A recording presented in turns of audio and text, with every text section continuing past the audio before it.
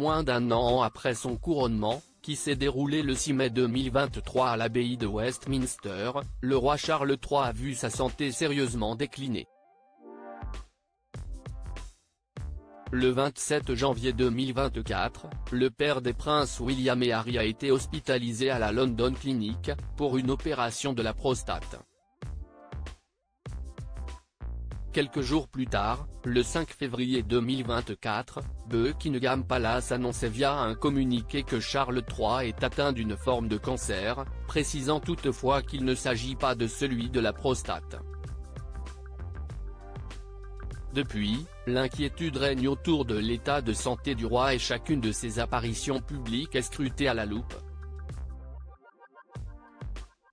Si le fils d'Élisabeth II fait bonne figure et s'affiche toujours souriant, en coulisses, les rumeurs alarmistes vont bon train.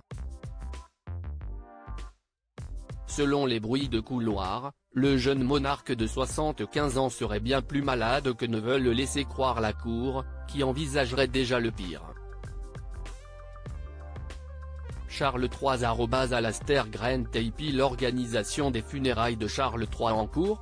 D'après les informations du Daily Beast, l'opération menée Bridge, nom d'un pont suspendu qui relie l'île d'Anglesey au pays de Galles, en écho à son ancien titre de prince de Galles, et surtout, celui du plan qui prévoit les obsèques de Charles III, serait actuellement à l'étude. S'adressant aux amis du roi ces dernières semaines au sujet de son état de santé, la réponse la plus courante est une baisse de la voix d'une demi-octave environ, suivie d'une déclaration sombre et longue: « Ce n'est pas bon ».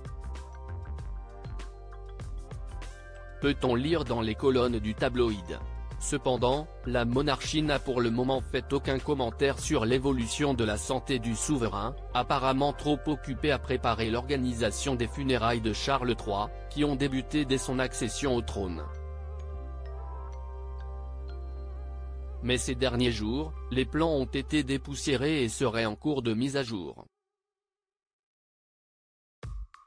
La cérémonie funèbre devrait être inspirée du London Bridge, l'opération déployée à la mort d'Élisabeth II, survenue le 8 septembre 2022. Bien sûr, ils examinent tous les aspects du pont Menet. Les funérailles de la reine se sont déroulées comme sur des roulettes et ont placé la barre haute.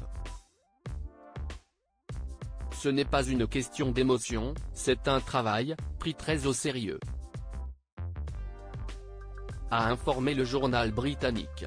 Une cérémonie bien préparée lorsque Charles III rejoindra l'autre monde, son fils aîné, le prince William, lui succédera sur le trône et Kate Middleton, qui se bat également contre un cancer, sera nommée reine consort.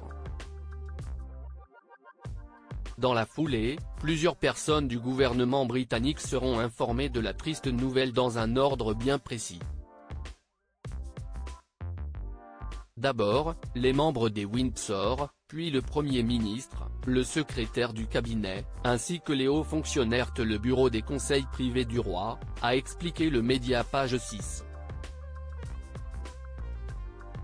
Le Premier ministre sera en charge d'annoncer la triste nouvelle au sujet lors d'une allocution, tandis que le ministère de la Défense organisera des salves d'armes à feu, avant qu'une minute de silence ne soit observée dans tout le royaume. Le chef du gouvernement rencontrera ensuite le prince William, qui fera son premier discours à la nation en tant que futur roi. Le cercueil de Charles III sera exposé un temps dans la salle du trône du palais de Buckingham, à Westminster Hall, puis inhumé dans le caveau royal de la chapelle commémorative du château de Windsor, où repose son grand-père, le roi George VI. Soucieux de profiter du temps qui lui reste, Charles III s'est montré prêt à se réconcilier avec Harry, son fils cadet, qui a déclaré la guerre à sa famille après son mariage avec Meghan Markle. Meghan Markle et le prince Harry mise en Harryman. Si cette dernière n'aurait pas l'intention de remettre les pieds au Royaume-Uni, il se murmure que son mari regretterait ses sorties de route et voudrait renouer avec les siens.